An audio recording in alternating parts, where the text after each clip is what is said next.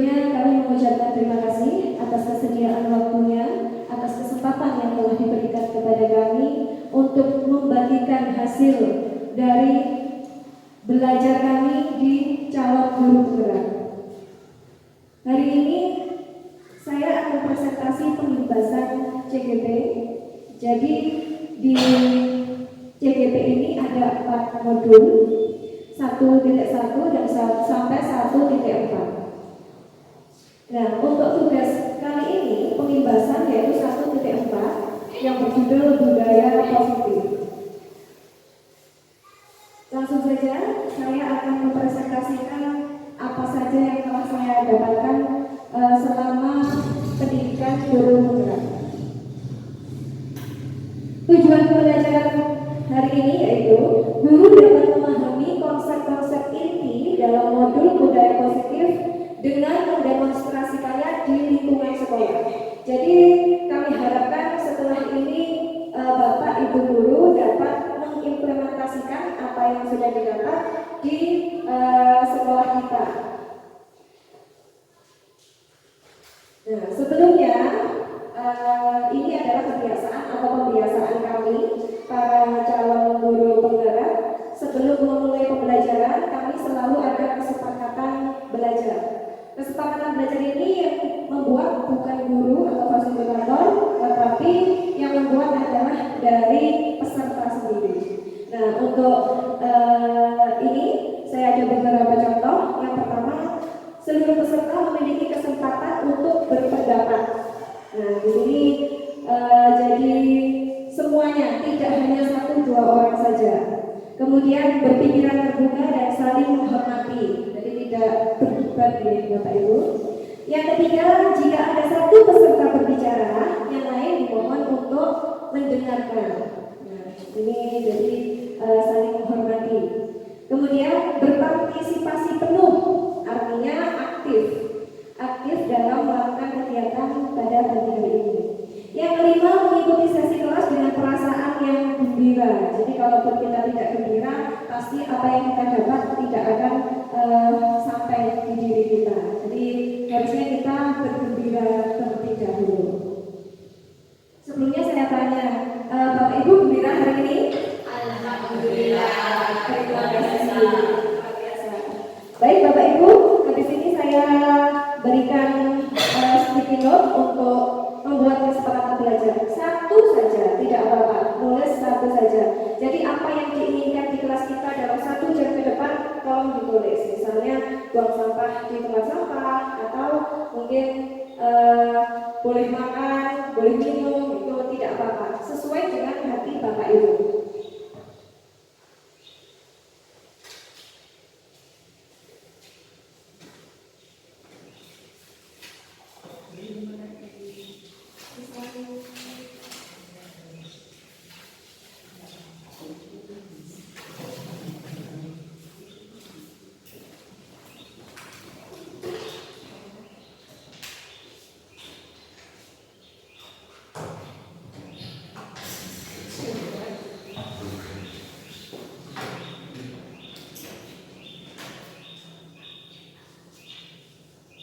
Satu saja, mau 2 dibuat rokok.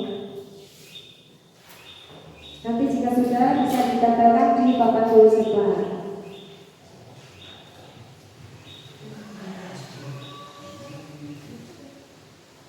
Bertindak sebagai guru, peserta, bukan peserta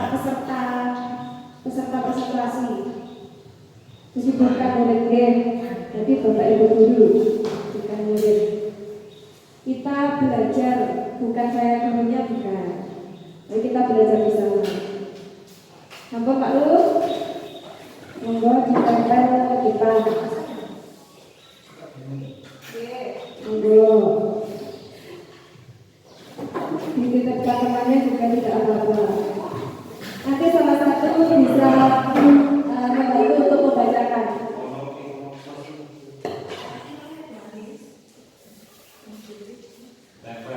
Oke, ditempel di depan. Itu materi lagi.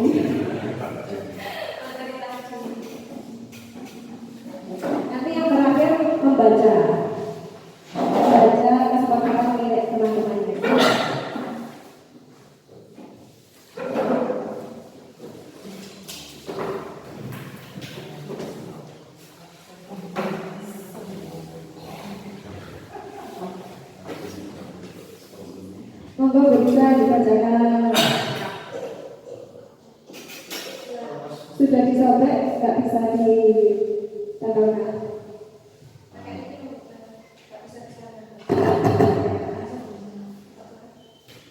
Baik, Bapak Ibu, di sini saya akan membacakan mengenai kesepakatan kelas yang telah Bapak Ibu buat.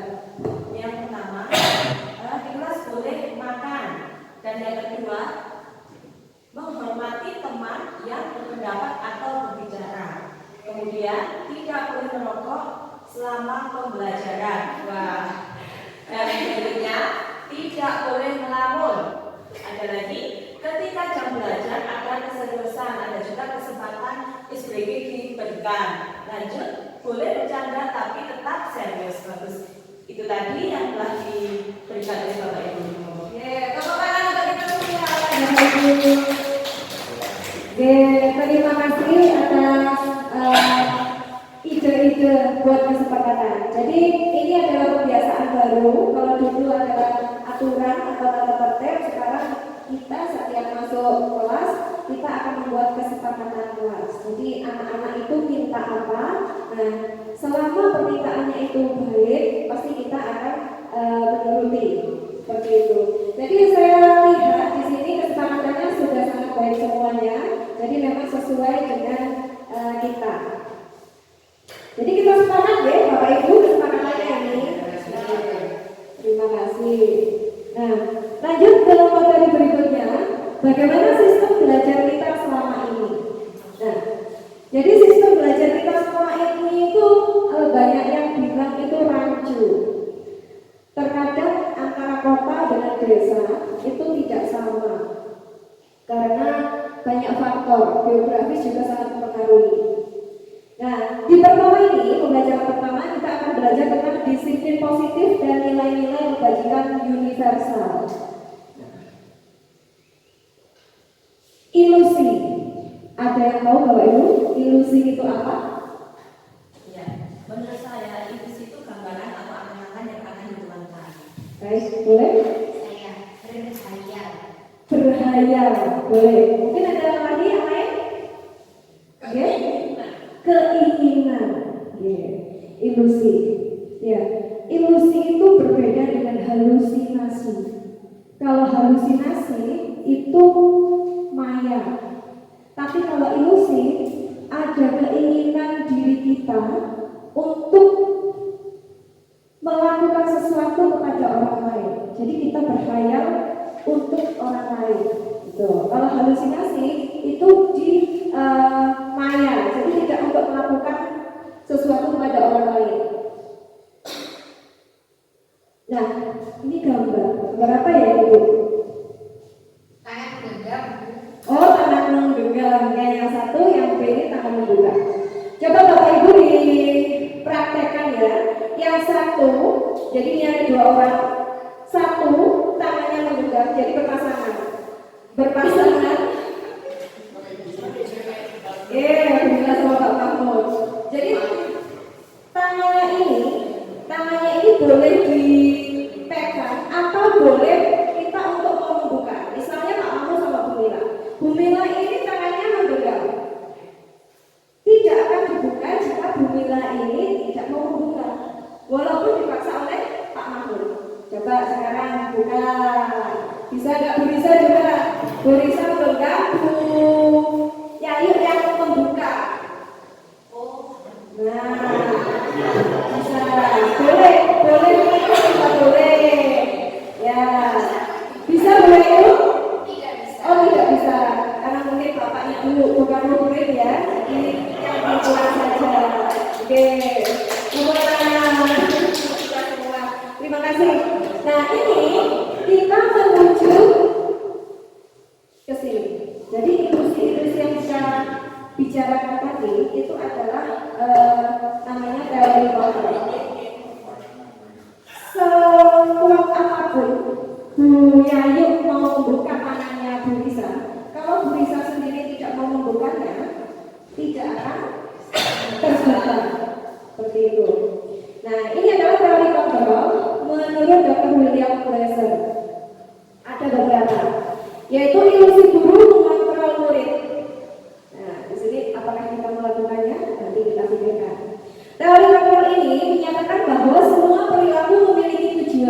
bahkan terhadap perilaku yang tidak disukai. Jadi kita mulai memiliki tujuan untuk anak didik kita. Anak ini nanti kalau kita nggak ginikan, pasti dia akan jatuh. Padahal anak ini nggak suka, misalnya makan misalnya. Dia kita kasih anak-anak sendiri saja, bukan murid ya. Anak kita diberi makan misalnya tempe, dia nggak suka, tapi kita paksa. Padahal tujuan kita baik, banyak proteinnya, tetapi dia tidak suka. Nah, ini adalah ilusi guru mengontrol murid. Kalau orang tua mengontrol anaknya, sama saja. Itu. Yang kedua, ilusi bahwa semua penguatan positif efektif dan bermanfaat. Jadi penguatan positif adalah bujukan. Nah, iya. Akan nih, Bapak Ibu. Lanjut. Jadi segala usaha untuk mempengaruhi murid-murid agar mengulangi suatu perilaku tertentu adalah suatu usaha untuk mengontrol murid. Jadi kita mikir itu bermanfaat, tapi anak tidak suka. Yang ketiga, ilusi bahwa kritik dan membuat orang merasa bersalah dapat menguatkan karakter. Ini yang selama ini kita lakukan. Sama itu gak oleh, sama gak saknya ambil orang-orangnya sampean. Itu yang selalu kita ucapkan kepada anak. Padahal itu dapat menurunkan karakter anak, menguatkan karakter yang jelek. Itu karakter dia menjadi minder. Yang terakhir, ilusi bahwa orang dewasa memiliki hak untuk memaksa. Ini kebanyakan kita pasti melaksanakan itu di rumah apalagi. Saya ibu, saya bapak, saya akan mengatur kamu. Saya pasti betul. Nah, ilusi itu yang ada di kepala kita itu pasti seperti itu. Nah, bagian mana yang sering Bapak Ibu lakukan di kelas atau di lingkungan sekolah? Semua, katanya Bu Mila semua. Oke, memang belajar kita, sistem belajar kita memang masih belum kondisinya. Nah, ini adalah perubahan pendekatan atau paradigma stimulus respon ke teori kontrol. Jadi Bapak biasa tadi. Siapa sesungguhnya yang memiliki kontrol? Nah, kontrol ini contohnya dari stimulus respon, realitas kebutuhan anak itu sama. Semua membutuhkan pelajaran matematika, IPA, IPS dan lain sebagainya. Tetapi jika kita mengikuti teori kontrol, kebutuhan anak itu berbeda. Ada anak yang ahli di bidang akademik, ada juga di bidang akademik.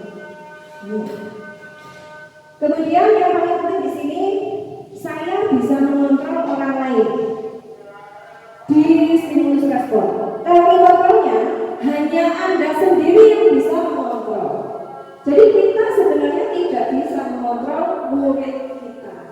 Kita tidak bisa mengontrol murid kita, hanya dia sendiri yang bisa mengontrol dirinya sendiri. Ini adalah perubahan dari stimulus respon menuju teori kontrol. Berikutnya Bapak Ibu, apa yang terlintas di pikiran Bapak dan Ibu ketika mendengar kata disiplin? Monggo. Tepat waktu, boleh. Suatu aturan yang harus dilakukan, boleh. Patuh. Tidak melanggar aturan. Sesuai prosedur. Ya. Itu makna yang kita pahami. Bagaimana makna sebenarnya? Berasal dari bahasa Latin. Sebenarnya artinya itu jauh dari yang kita pahami. Disiplin itu sebenarnya artinya adalah belajar. Jadi selama ini itu kita salah mengartikan kata disiplin. Disiplin itu artinya belajar. Jadi sesuatu yang dilakukan seseorang pada orang untuk mendapatkan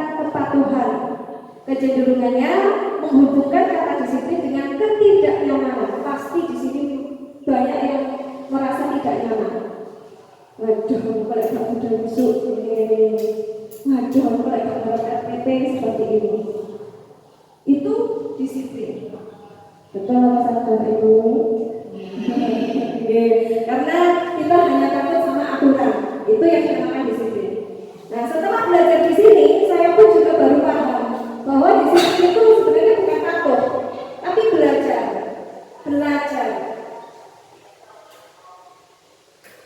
Nah, disiplin positif ini, jadi kalau disiplin positif, tadi kan disiplin. Nah, disiplin positif itu apa? Belajar diri sendiri itu untuk mengontrol kita sendiri. Jadi belajar mengontrol diri kita sendiri untuk melakukan hal yang terbaik. Itulah makna dari disiplin positif. Seperti itu. Jadi membiasakan sesuatu yang baik. Membiasakan sesuatu yang baik bukan karena eksternal atau orang lain misalnya, tetapi dari diri sendiri. Itulah makna disiplin positif. Jadi dari diri kita sendiri. Berikutnya nilai kebajikan dari 6 institusi.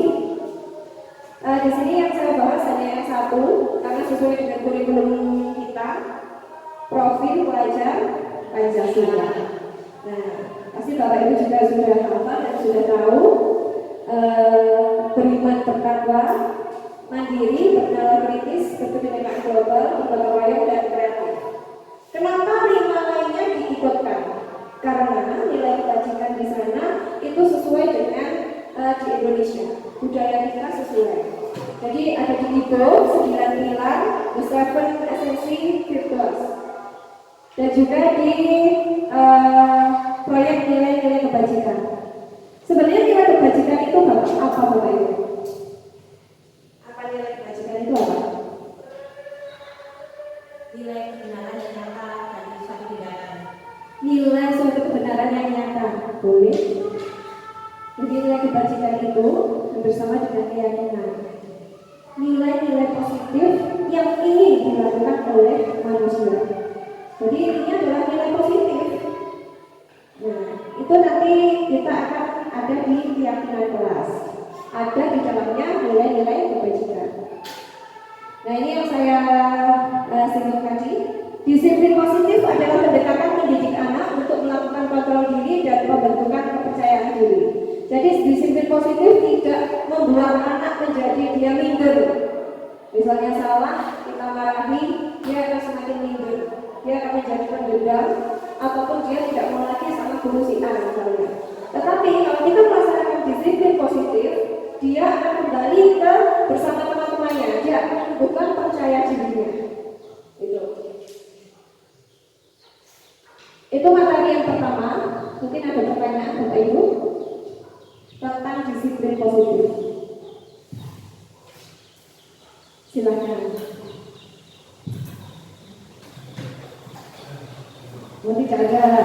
Ya, berikan contoh penerapan disiplin positif di lingkungan kelas misalnya. Ya, bagus sekali. Disiplin positif, contoh dari disiplin positif itu banyak sekali Bu. Kebiasaan kita berdoa bersama itu pun sudah termasuk disiplin positif. Ya, saling antri baris itu kan antri ya, ada nilai kebajikan. Sesuatu kebiasaan yang ada nilai kebajikannya disebut disiplin positif. Seperti itu. Ya, terima kasih. Gotong royong menyambut pagi. Nah, itu juga termasuk disiplin positif. Gimana Bu? Terima kasih.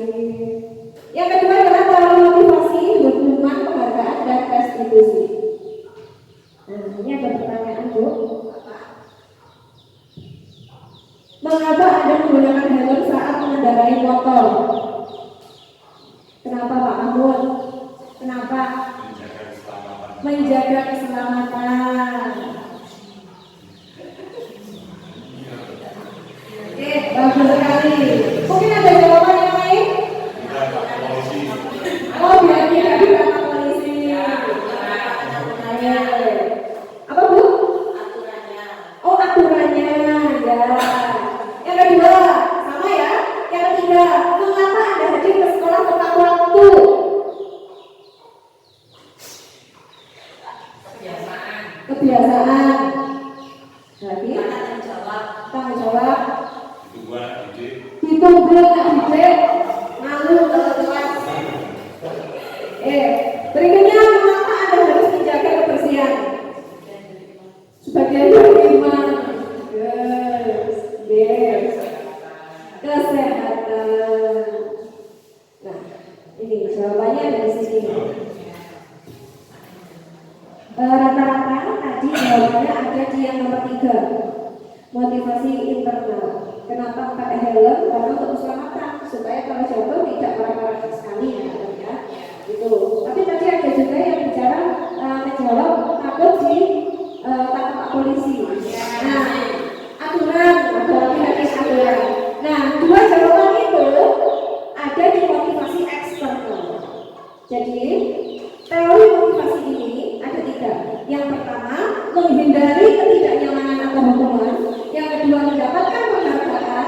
Dan juga yang ketiga, menghargai diri sendiri. Nah, kita berusaha yang ketiga, motivasi internal. Jadi kalau kita mengikuti sebuah seminar misalnya, kita pengen apa?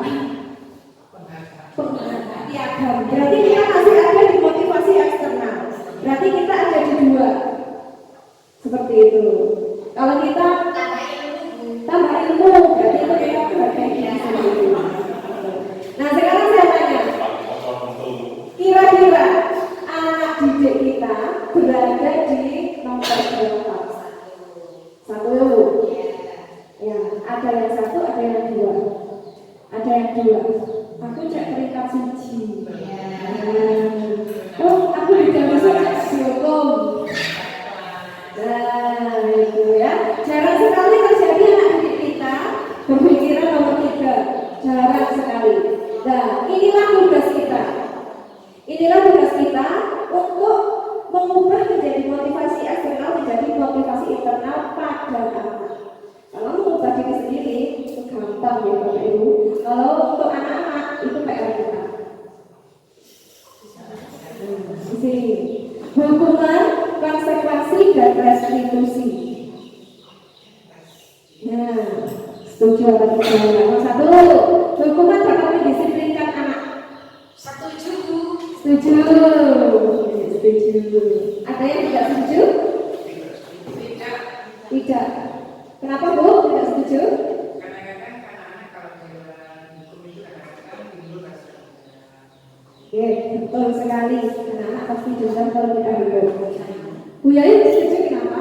Setuju, karena anak-anak itu, tapi biasanya kalau dengan aturan itu lebih tertib daripada kalau tidak ada aturan yang misalkan aturan secara tertulis itu lebih tertib daripada ini besok seperti ini gitu. Alah mengendok secara tidak tertulis ya cenderung tidak tertib. Oke, itu yang kita lakukan selama ini. Itu yang kita lakukan selama ini. Yang kedua, pemberian hukuman dengan hal positif, dengan membaca atau membersihkan halaman. Kira-kira ini meningkatkan disiplin anak, setuju atau tidak? Setuju. Memberi penghargaan dapat meningkatkan motivasi belajar anak.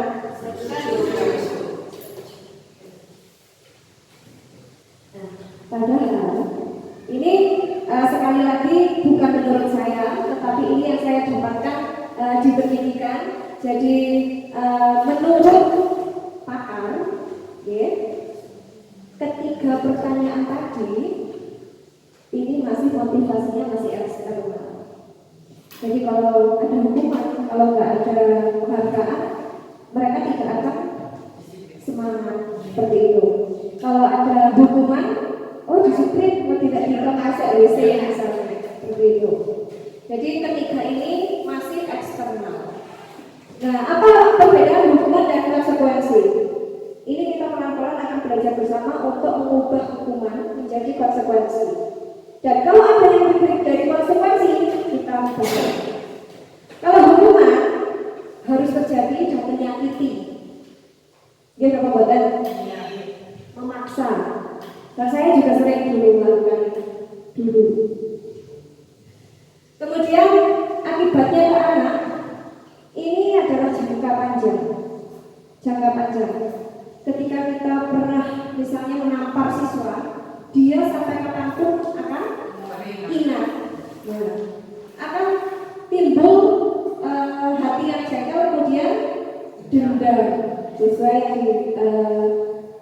Ibu Lili tadi. Berikutnya kalau konsekuensi, apa perbedaannya hukuman dengan konsekuensi? Konsekuensi ini misalnya kita melakukan kesepakatan perjanjian dulu awalnya. Kalau kamu telat, nanti kamu istirahat, nggak boleh istirahat. Berarti kamu mengikuti pelajaran yang sudah telat 5 menit tadi. Itu konsekuensi. Tapi kalau hukuman, kamu harus lari mengelilingi lapangan 10 kali misalnya. Jadi tidak sesuai dengan kesalahan anak. Tidak sesuai dengan kesalahan anak. Misalnya kalau disuruh membersihkan kamar mandi, nah itu namanya hukuman karena tidak sesuai. Seperti itu. Nah ini kita coba mencatat 100 kali di dalam buku kalimat saya tidak akan terlambat lagi. Jadi anak-anak tulis 1 lembar 1 buku. Nah menurut Bapak Ibu ini hukuman atau konsekuensi? Hukuman karena fisik dan tidak sesuai. Maaf. Yang kedua, lari mengelilingi lapangan basket 2 kali karena terlambat ke sekolah. Hukuman, oke, betul sekali. Kemudian menggantikan kertas tugas yang telah dicoret-coret. Konsekuensi karena sesuai dengan kesalahannya. Jadi kalau kesalahannya mencoret, merobek buku teman ya diganti, bukan lari atau push-up seperti itu. Kemudian satu lagi, murid membersihkan tumpahan air di meja tulis karena tersenggol. Konsekuensi. Baik, saya kira Bapak Ibu cepat menangkapnya ini ya. Nah, yang ketiga, hukuman, konsekuensi, dan restitusi. Restitusi ini hal yang baru bagi kita. Menciptakan kondisi baik bagi guru untuk memperbaiki kesalahan mereka. Jadi mengembalikan mereka pada kelompok dengan karakter yang lebih kuat. Nah ini restitusi.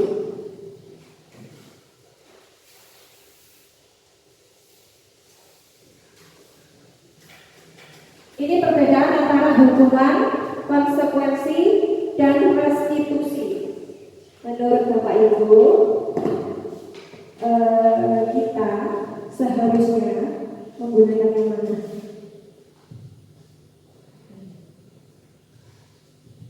Restitusi itu pilihan. Jadi guru memberikan pilihan-pilihan kepada siswa. Tidak serta-merta kita menyalahkan anak. Misalnya ada anak yang terlambat, kita harus tanya dulu kenapa dia itu terlambat. Penyebabnya. Terus kita bisa memberikan masukan. Oh kalau seperti ini berarti kamu harus bangunnya lebih awal, tidurnya lebih awal. Nah, jadi bangunnya tidak kesiangan. Misalnya seperti itu. Memberikan pilihan kepada anak. Itu restitusi. Kalau konsekuensi itu berarti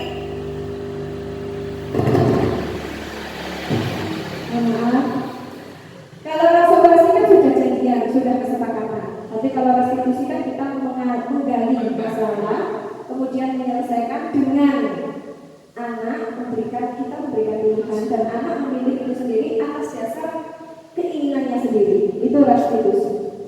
Jadi Bapak Ibu milih yang mana ini? Restitusi. Insya Allah kita akan bisa ya Bapak Ibu. Nah, di buku pakar ya, itu judulnya dihukum oleh penghargaan. Jadi beliau itu Bapak peserta tidak setuju dengan adanya penghargaan. Padahal kita beranggapan kalau tidak penghargaan mereka tidak akan semangat. Itu pikiran kita. Tapi menurut beliaunya penghargaan itu pengaruh jangka pendek dan jangka panjang. Penghargaan itu menghukum.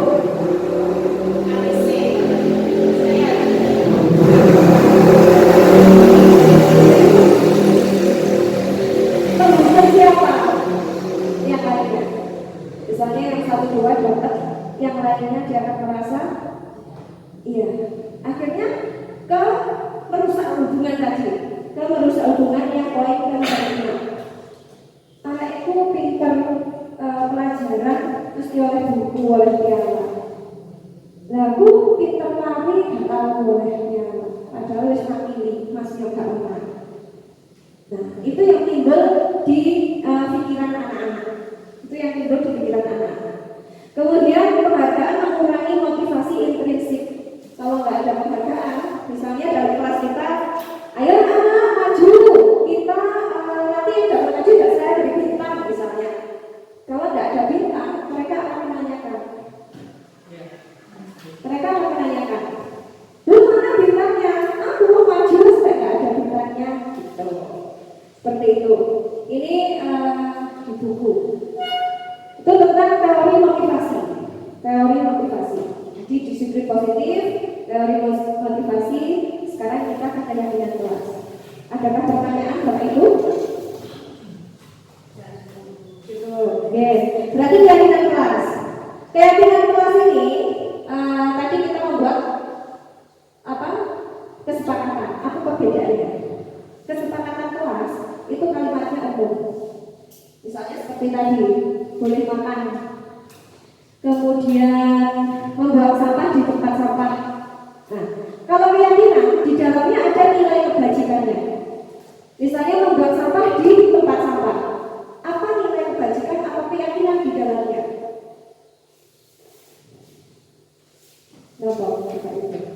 Ini nilainya tadi apa? Kalau tidak boleh bertengkar, nilai kebajikannya kan keselamatan, keamanan. Sampah itu mungkin lebih tepatnya menempatkan sesuatu pada tempatnya. Nah, itu apa Bu? Mungkin menghargai yang lain bisa, kebersihan juga bisa. Atau tanggung jawab. Nah, tanggung jawab atas kita harus makan yang buahnya di tempat sampah, bukan sembarang tempat. Gitu. Jadi kalau keyakinan di dalamnya itu ada nilai kebajikannya. Kalau kesepakatan kerja, kalimatnya kalimat yang umum. Seperti itu. Tidak boleh lari-larian di dalam kelas. Nah, kalimatnya berjalan di dalam kelas. Tidak boleh buang sampah di tempat sampah misalnya. Tidaknya diganti buang sampah di tempat sampah. Tuh, jadi kita membiasakan ke anak-anak menggunakan kalimat-kalimat yang positif supaya dia tidak merasa dilarang. Begitu. Pembentukan keyakinan. Nah, bagaimana cara membuatnya? Yang pertama pasti kita mencari tahu dari peserta didik. Mereka punya ide-ide itu dikumpulkan. Itu yang pertama. Kemudian mencatat semua masukannya. Ini keyakinan. Kalau kesepakatan kan langsung kita tempel tadi. Ini untuk membuat keyakinan universal di sekolah. Kemudian ditinjau pendapatnya ada negatif atau tidak, seperti itu. Kemudian langsung ke yang terakhir, diletakkan di dinding kelas, di tempat yang mudah dilihat semua warga kelas. Tuh, itu keyakinan kelas. Nah, dari tadi kok ngomong keyakinan, kenapa tidak peraturan saja? Gitu. Kalau dulu kan kita lebih ke tata tertib, ya, tata tertib peraturan. Kenapa kok tidak peraturan? Jawabannya di sini. Awalnya kita peraturan kelas. Tidak boleh ini, tidak boleh itu, tidak boleh ini. Anak-anak jiwanya memberontak. Ketika diberi kalimat larangan, dia akan semakin penasaran. Nah, jadi peraturan kelas ini akan merujuk ke keyakinan kelas. Nah, keyakinan yang sudah dibuat tadi itu akan menimbulkan mewujudkan lingkungan kita yang positif. Nah, akhirnya bisa menjadi budaya yang positif. Budaya positif. Bagaimana budaya positif? Seperti disiplin positif tadi. Jadi kalau disiplin positif itu kita bisa membuat kesepakatan. Itu tadi itu termasuk disiplin positif. Budayanya apa? Banyak sekali. Saling menghafalkan surat pendek, berdoa, itu budaya positif. Budaya positif itu tidak mengacu hanya kesenian, tetapi budaya pembiasaan. Itu. Nah, ini perbedaan antara peraturan dan keyakinan kelas. Nah, tadi sudah saya singgung ya. Nah, Selalu kembalikan buku ke tempatnya, tanggung jawab. Dilarang mengganggu atau menghormati orang lain. Jadi ada nilainya. Ini contoh kesepakatan. Mas. Lanjut ke materi keempat. Kebutuhan dasar manusia. Bapak Ibu sampai? Ya. Oh iya. Lanjut. Oh, tadi ada yang minta ice breaking. Ice breakingnya untuk semangat aja. Pasti Bapak Ibu bisa, karena setiap pagi anak-anak juga melakukannya. Tepuk semangat. Untuk semangat, semangat.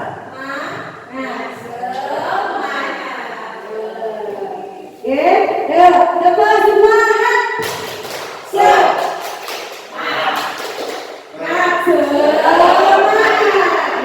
Semoga kita selalu bergembira di apapun situasi dan kondisinya. Kebutuhan dasar manusia, ini ada 5. Kebutuhan dasar manusia itu ada 5. Yang pertama bertahan hidup. Ini berkenaan dengan fisiologis kita. Makan, rumah, kemudian baju. Nah, yang kedua, kebutuhan dasar manusia ini kasih sayang dan rasa diterima. Kenapa kita belajar kebutuhan dasar manusia? Karena kita bukan menghadapi laptop saja bekerjanya, tetapi kita menghadapi manusia. Jadi kita harus tahu kebutuhan dasar manusia itu apa saja. Jadi anak itu melakukan kesalahan, pasti ada alasannya. Alasannya apa? Di antara 5 ini belum terpenuhi. Jadi misalnya terlambat, berarti di antara 5 ini dia ada yang belum terpenuhi. Kenapa si anak ini nakal? Kenapa dia selalu mencari perhatian kepada kita? Mesti rame di kelas. Pasti di antara 5 ini ada yang belum terpenuhi. Betul. Yang kedua kasih sayang dan rasa diterima. Karena anak itu sangat membutuhkan kasih sayang. Oke. Yang ketiga kesenangan. Kesenangan ini selalu kita hubungkan dengan apa yang mereka minta. Seperti kita sudah latihan karnaval ya Bapak Ibu. Karnaval itu kita lagunya lagu daerah. Yang kebanyakan anak-anak pasti mungkin agak sedikit bosan kalau itu saja. Tetapi kita menyuguhkan yang lain juga. Contoh, diberikan lagu Ojo Dibanding-bandingke gitu sama Pak Mahmud disetel seperti itu. Senang apa bapak lari-lari? Nah, jadi kesenangannya terpenuhi. Yang keempat yaitu kebebasan. Kenapa di kelas dia tidak bisa masuk pelajarannya? Mungkin dia tidak bebas. Mungkin dia kurang merasa mengeluarkan segala yang dia inginkan. Jadi nggak bebas. Wah, di sini cerita mesti semuanya nyanyi. Aku tuh gak bebas, aku kudu metuai. Nah, disitulah peran guru. Peran guru mencari apa sih yang diinginkan oleh anak siswa. Yang terakhir penguasaan. Penguasaan ini anak-anak juga pasti mempunyai bakat atau minat. Bakat potensinya, dia berkuasa. Misalnya si anak ini suka voli, dia berkuasa kalau dia senang voli. Nah, disitulah kita memberikan ruang. Nah, jadi insya Allah akan terpenuhi. Lanjut, sudah 5 posisi kontrol. Jadi pembelajaran rumah. Kurang 2 Bapak Ibu, nanti ada 6. Jadi ini adalah nomor 5 posisi kontrol. Ya, apa saja? Nah, yang pertama yaitu penghukum. Penghukum ini contohnya ketika anak terlambat tidak pakai ditanya alasannya apa, tetapi langsung keliling lapangan 5 kali. Seperti itu. Itu adalah proses penghukum dan dia membentak-bentak yang berakibat ke psikis anaknya. Dan hukumannya pasti berupa fisik. Itu adalah tipe guru yang menerapkan kontrol penghukum. Pemberi hukuman. Yang kedua, membuat rasa bersalah. Ini mungkin kebanyakan ibu-ibu, saya juga pernah melakukannya.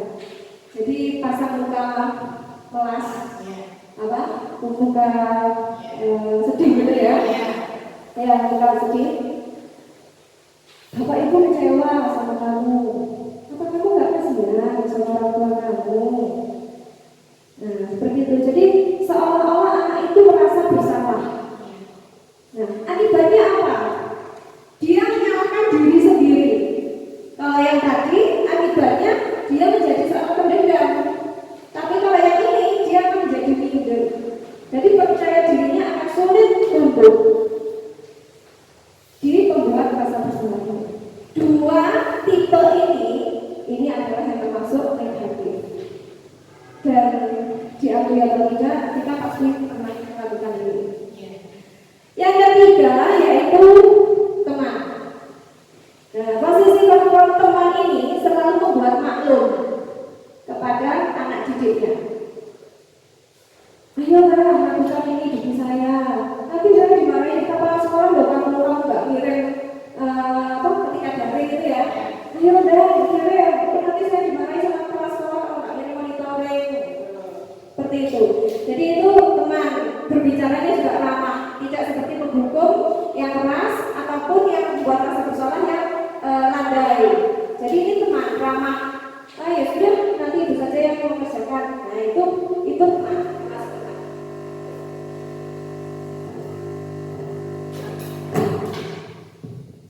Berikutnya pengawas atau pemantau.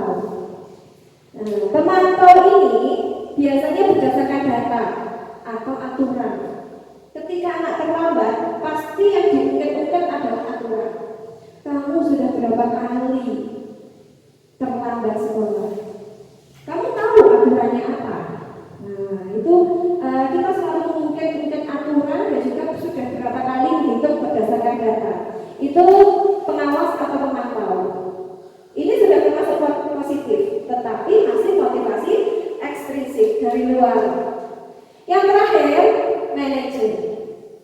Jadi manajer ini kita bertindak tidak menghukum, tidak membuat anak merasa bersalah, tetapi kita lebih menanyakan apa alasan dia melakukan kesalahan. Dan kita membuat validasi kesalahannya itu, oh iya, bukan kamu saja yang melakukan. Misalnya kalau kayak sebut teman atau mengejek teman, kemudian dia membalasnya. Pasti kalau kita diajak juga sakit hati. Oh iya, guru juga pasti seperti itu. Nah, itu namanya memvalidasi kesalahan. Itu yang jarang kita lakukan. Yang terakhir menanyakan keyakinan. Apa kamu yakin setelah ini kamu tidak terlambat lagi, kamu tidak mengejek temanmu lagi? Nah, keyakinan itu bukan tumbuh dari kita, tapi dari anak. Kenapa dia yakin memperbaiki kesalahannya? Itulah di control management. Nah, ini akibatnya. Tadi sudah saya singgung.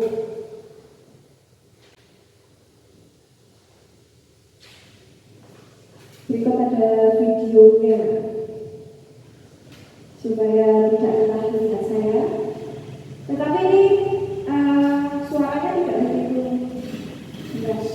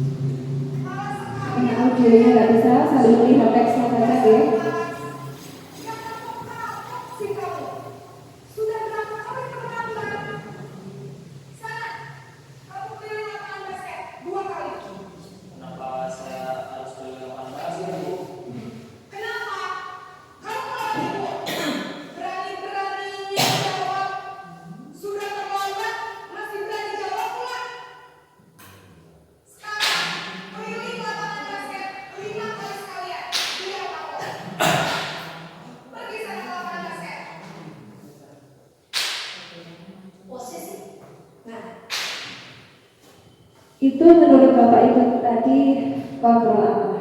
Posisi kontrol apa? Penghubung, betul. Tadi sudah. B. Yang kedua,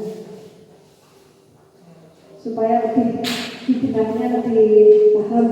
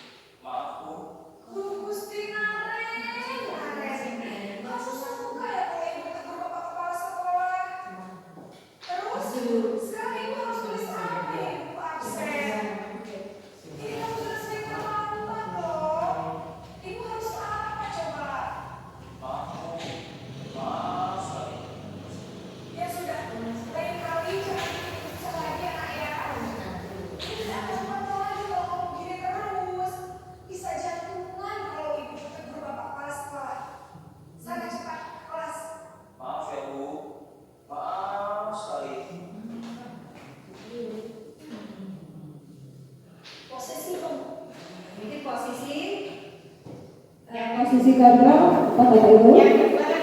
Pembuat rasa bersalah. Jadi perasaan muka melas, muka sedih. Jadi anaknya menjadi merasa bersalah sekali. Akhirnya tumbuh minder. Kalau itu dilakukan setiap hari, kita tidak tahu karakternya anak itu akan seperti apa.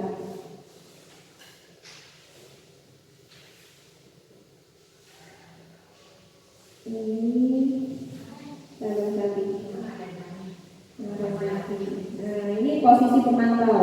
Langsung kalau teman mungkin kita sudah sering melakukan.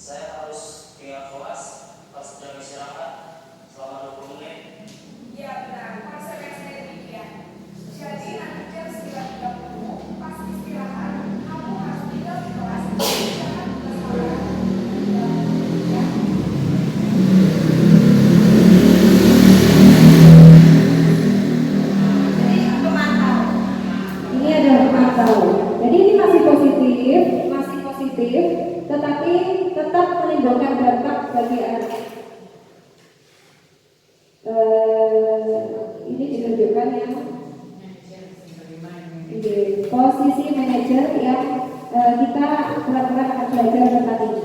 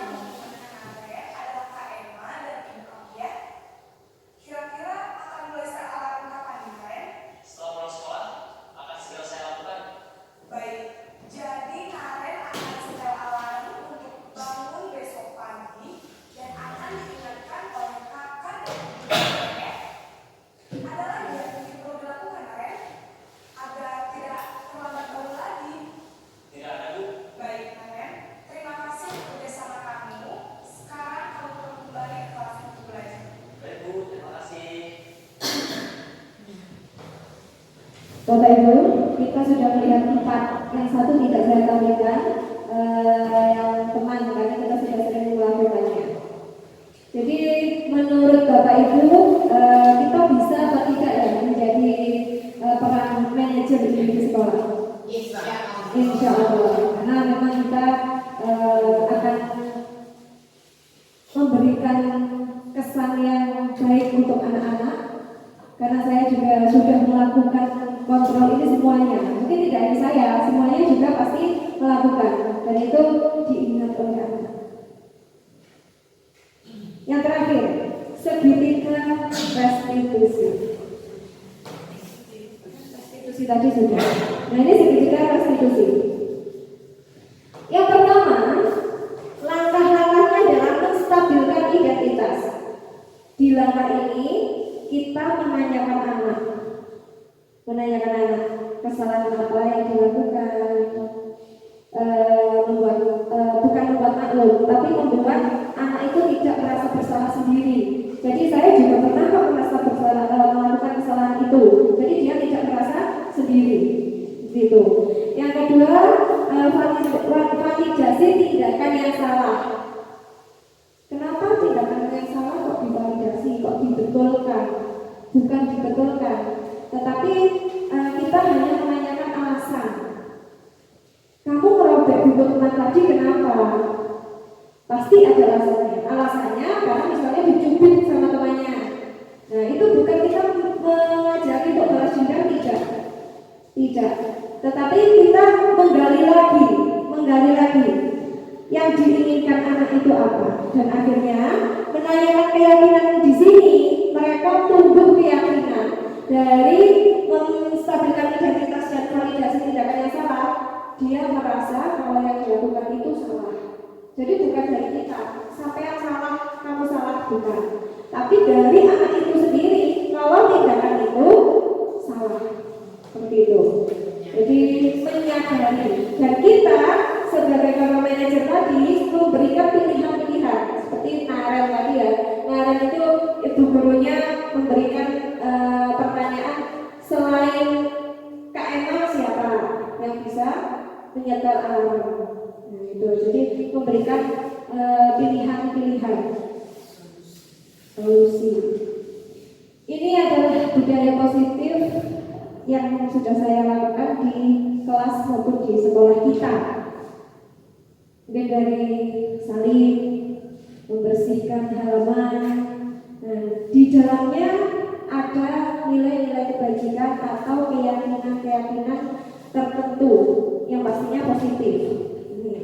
Bapak Ibu pasti setiap hari sudah melaksanakan, cuma mungkin belum tahu ini namanya budaya positif. Seperti itu. Harapannya kedepannya kita akan melakukan budaya positif ini semakin banyak lagi. Ini saya membuat karantina dan kesepakatan kelas bersama anak-anak di kelas. Nah, Bapak Ibu yang mungkin kelas 4 sama kelas 1 sudah melaksanakannya. Tapi yang kelas lain juga pasti sudah melaksanakannya. Walaupun kita belum kurikulum merdeka gitu. Ada video satu lagi, setelah itu selesai. Oke, satu cuma sedikit.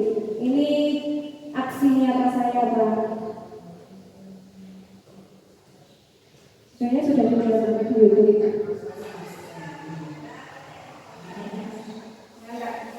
Lihat saja karena audio tidak bisa.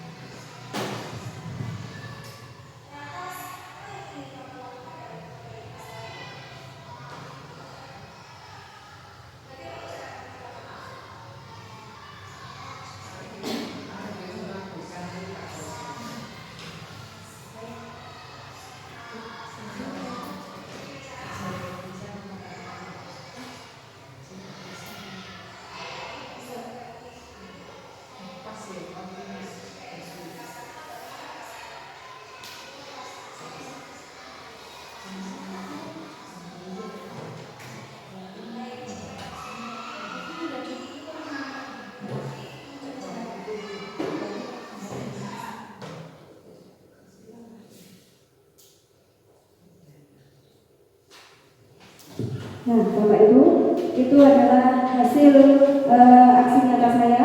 Saya sudah mencoba mempraktekkan segitiga restitusi. Sebenarnya kita itu setiap hari sudah melaksanakannya, cuma tidak dalam satu kesatuan 3 tahapan yang utuh. Mungkin tahap 1 sama tahap 3 atau tahap 1 dan 2, tiganya tidak itu.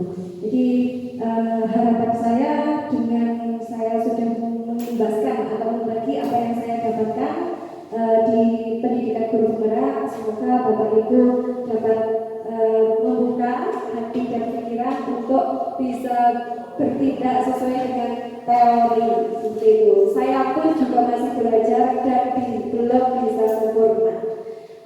Sebelum saya tutup, apakah ada pertanyaan Bapak Ibu? Tidak ada, berarti sudah benar-benar jelas.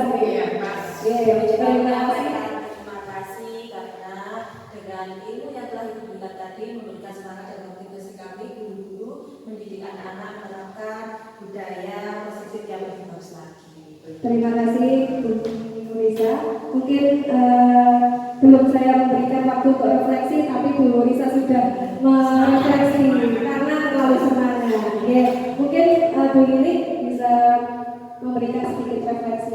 Iya, terima kasih. Ini tadi hasil dari kesepakatan ilmu yang diberikan yang diperoleh oleh Bu Aris. Kami mengharapkan apakah teman-teman Bapak Ibu yang ada di Bandung Jawa ini untuk berusaha kita berbenah apa yang diperoleh dari Bu Aris kita terapkan di sekolah kita agar menjadi sekolah kita menjadi lebih baik untuk kedepannya. Amin. Terima kasih. Terima kasih Bu. Mungkin Bapak Ibu yang lain ada refleksi lainnya. Ampun. Oke. Terima kasih. Baik Bapak Ibu, terima kasih sekali karena waktu yang telah diberikan kesempatan sampai siang, mohon maaf sekali karena telah mengganggu waktunya. Tidak ada yang bisa saya ucapkan selain terima kasih. Wassalamualaikum warahmatullahi wabarakatuh.